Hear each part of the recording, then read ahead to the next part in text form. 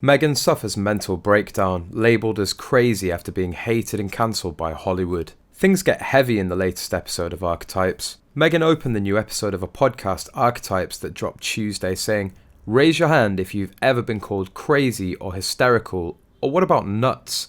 Insane? Out of your mind? Completely irrational? Okay, you get the point." Now, if we're all in the same room and could see each other, I think it would be pretty easy to see just how many of us have our hands up. By the way, me too.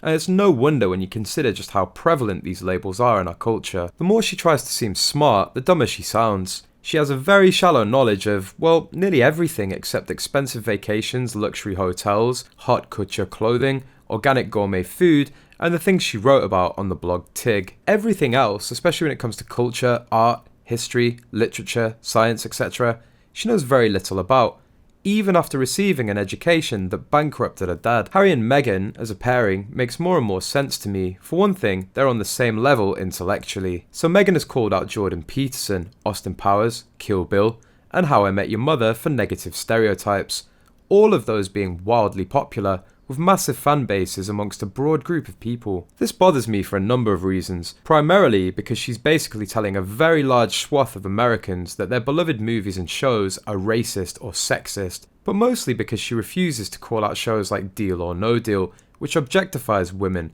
or Suits, a show in where her primary role was to be the overly sexualized, completely unprofessional vixen to a white man. She's rapidly losing Hollywood. Just last week, a studio head came out and warned her on trying to enact cancel culture in Hollywood, when Hollywood is finally going to come out and cancel her.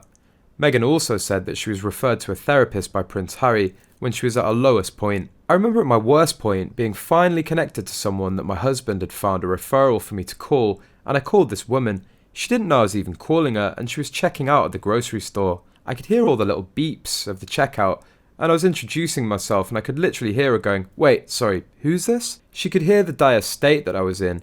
I think it's for all of us to be honest about what it is you need and not be afraid to make peace with that. While she didn't specify when this occurred, it seems likely that she was referring to a time in the royal family, having previously said during her interview with Oprah Winfrey that she didn't want to be alive anymore, but that she was not offered support. Meanwhile, Osbourne told that while the rest of Hollywood fawns over Meg, she's standing by her negative assessment of Meghan and her motives. I've never met her in my life, but she mixes with the royalty of showbiz, put it that way. I think that you have to be over a certain bank balance for her to talk to you. It's all the wealthiest of the wealthy in the industry that she hangs out with, she added. There's nothing wrong with that at all, God bless you, but she does tell some porcupines, lies.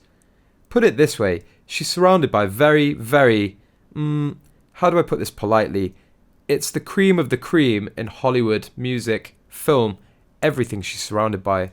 Not stopping there, Osbourne accused Markle and her team of writing letters to people or texting people to say bad things about her. She's hardly a victim.